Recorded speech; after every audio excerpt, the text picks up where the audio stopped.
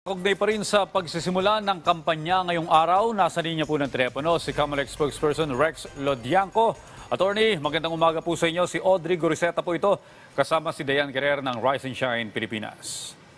Magandang umaga po, Sir Audrey at Ma'am Dayan, at sa lahat po ng taga-subaybay ng Rise and Shine sa Pilipinas sa PDB4. Good morning po.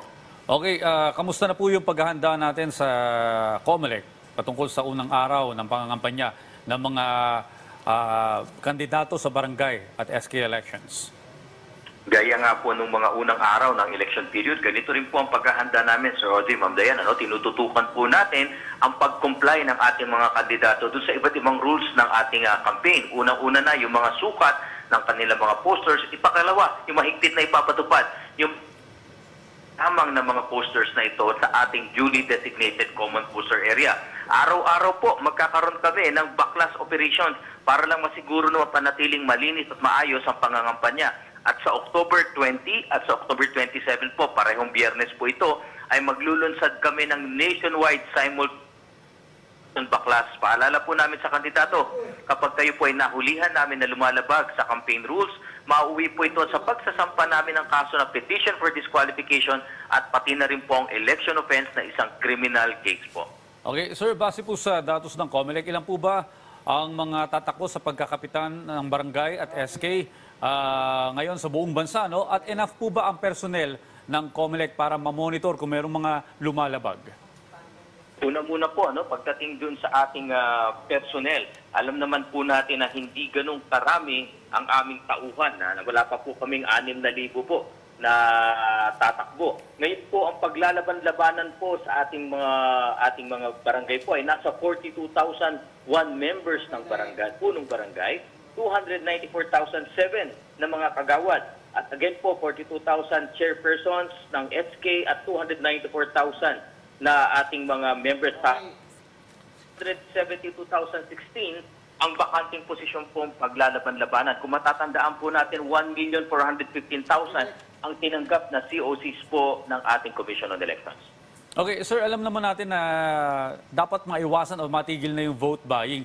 May mga bagong pamamaraan po ba ang Comelec para mahuli o ma-identify yung mga kandidato na nagsasagawa niyan? Tama po, Sir Audrey, Ito nga po yung nakalimutan ko lang banggitin kanina, ngunit lahat po ng pagbabantay, kahit po hindi ganun karami ang Comelec, kasama naman namin ang PNP, ang AFP, ang Philippine Coast Guard, ang NBI, lahat po kami ay tututok dito. Yung ating pinakamabisa na laban dito sa illegal campaigning, premature campaigning, kasama ng vote buying, ang ating mga kababayan. Doon po sa illegal campaigning lang, Sir Audrey, may natanggap na po kami na mahigit 10,000 complaints at 10,000 complaints po na yan, ang amin po napadala na ng show cause orders ay mahigit 7. Yan pong 7,000 po na yan ay matibay na po yung aming mga natanggap na ebidensya dyan. Kaya nga po pinapa-show cause orders na namin ng kandidato at lahat po yan ay reklamo galing sa ating mga kababayan. Anonymous na po kasi ang complaint ngayon. Ipapadala lang sa amin ang ebidensya at Comelec po ang siyang tumutugis at nag-iimbestiga.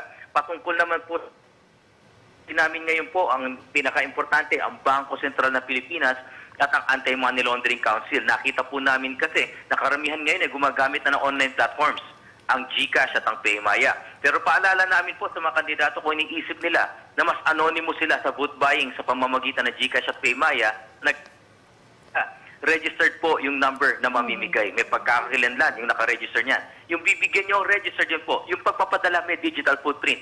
At sa atas po ng Bangko Sentral, pinamomonitor na po nila sa GCash at PayMaya ang alin?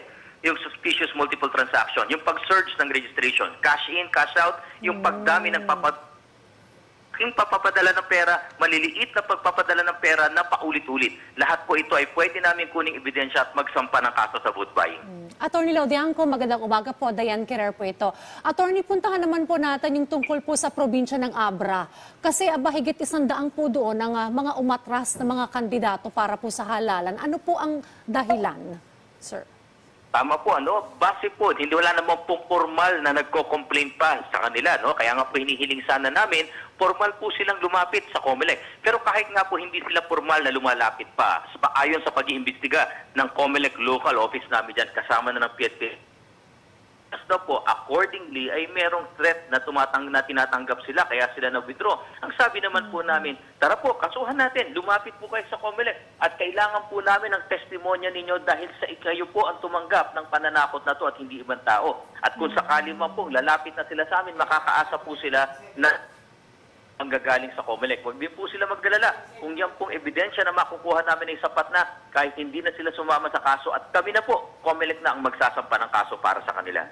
Okay. Paano po yun kapag lumapit na po sila? Ano po yung mga tulong na maaari po nating ibigay doon sa kanila para masiguro pong magiging mapayapa po ang election po doon, sir?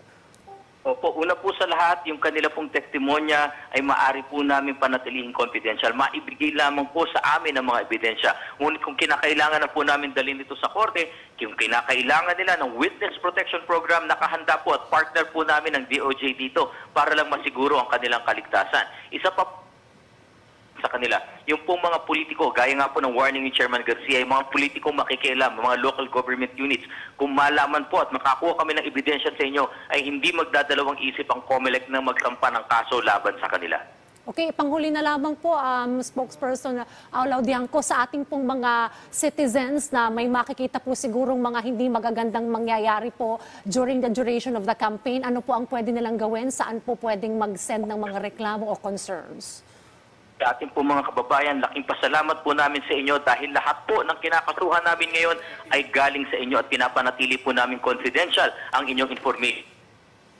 Ang siya nagkakaso. Ipagpatuloy niyo po, hiling namin, ipagpatuloy niyo po ang pagbabantay sa ating mga kandidato at sa ating mga kababayan na kikilahok dito sa BSKE. Ipagbigay alam lamang po kung saan, kailan, sino ang involved, saan namin makukuha ang ebidensya. At kung meron kayong larawan at mga video, mas maganda po dahil dyan, masimula na po namin sa premature campaigning, illegal campaign materials, pagkakabit sa mga lugar na hindi pinapahintulutan, lampas-lampas sa sukat ng mga campaign paraphernalia, isumbong niyo po sa Task Force Anti-EPAL. Meron po silang messenger, email, kahit nga po doon sa ating Twitter, tinatanggap po nila ang inyong mga reklamo at impormasyon. Patungkol naman po meron din pong Twitter, Facebook page, meron din pong email ang ating Committee on Contrabigay. Ganun din po, pagbigay alam lang sa amin ng mga ebidensya at kami po ang hahabol dito. Matatagpuan po ang lahat ng detalye na yan sa aming COMELEC Facebook page. Nakapin po ito at wag po kayo matakot. Ang commitment po ng COMELEC, mananatili pong confidential ang inyong information, kaya po hindi po dapat kayo makaramdam ng pangamba kapag po tinutulungan ninyo ang COMELEC. Well, Atty. Rex Laudiangco, maraming salamat po muli sa inyong oras at mga impormasyong binahagi po sa amin. Thank you po, Atty. Laudiangco.